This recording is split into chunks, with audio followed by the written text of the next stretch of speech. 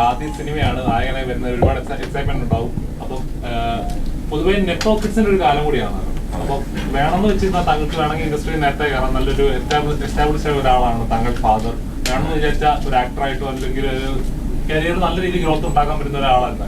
പക്ഷെ അങ്ങനെയല്ലാതെ പഠിച്ച് അസിസ്റ്റന്റായി അസോസിയേറ്റിൽ വർക്ക് ചെയ്തതിന് ശേഷമാണ് ഇപ്പോൾ അഭിനയത്തിലോടൊന്ന് കയറിയത്.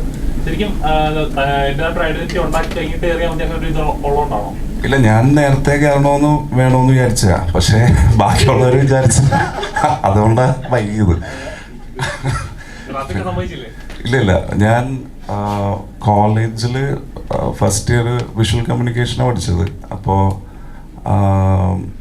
അപ്പം തന്നെ ഞാൻ വാപ്ചിയെടുത്ത് ചാൻസ് ചോദിച്ചിട്ടുണ്ടായിരുന്നു. അപ്പോൾ വാപ്ചി പറഞ്ഞ ഒരു അല്ല കുറച്ചും കൂടി ഒന്ന് വളരട്ടെ, അല്ല അപ്പം ഒന്ന് അസിസ്റ്റന്റ് ഡയറക്ടറായിട്ട് എന്താണ് ഇതിൻ്റെ പരിപാടി എന്നൊക്കെ ഒന്ന് മനസ്സിലാക്ക്, എന്നിട്ട് ഇത് പറ്റണ ഫീൽഡാണോ എന്ന് നോക്ക് എന്ന് പറഞ്ഞു. പക്ഷേ അസിസ്റ്റന്റ് ഡയറക്ടറായിട്ട് വർക്ക് ചെയ്യാൻ തുടങ്ങി ഫീൽഡ് എനിക്ക് ഭയങ്കര ഇഷ്ടമായി.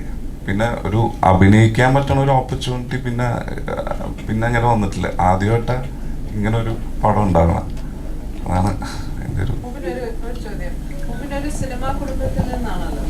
അപ്പോൾ ഫസ്റ്റ് ഓഫ് ഓൾ സിനിമ ചെയ്യാനായിട്ട് വന്നപ്പോൾ ഇങ്ങനെ ഒരു പ്രൊഫഷൻ വന്നപ്പോൾ അച്ഛൻ്റെ ഭാഗത്ത് നിന്നും അതുപോലെ ഷാഫിക്ക ഇങ്ങനെയുള്ള കുറേ പേരുണ്ടല്ലോ, അവരെന്താണ് മൂപ്പിനോട് ആവശ്യപ്പെട്ടത്, അല്ലെങ്കിൽ എന്തൊക്കെയാണ് പറഞ്ഞു?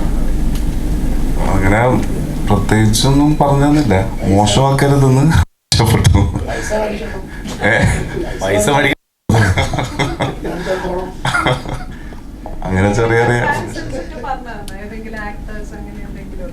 ഇല്ല ഒരു നാഷിക്ക് എന്താണോ പറയുന്നത് അത് ചെയ്യരുത്.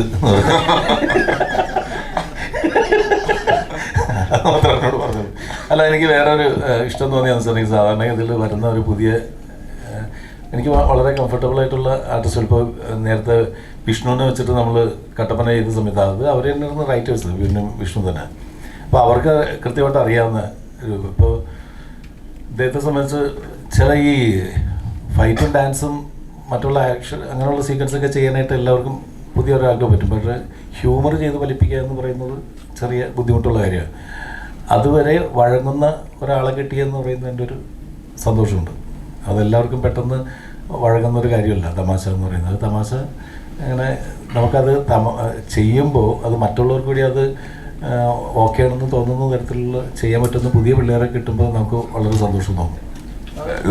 കോമഡി സീൻസ് ആയിരുന്നല്ലേ നമ്മൾ ചെയ്യുന്നത്, നിന്നെ അറിയിക്കാതെ ഷൂട്ട് ചെയ്തല്ലേ.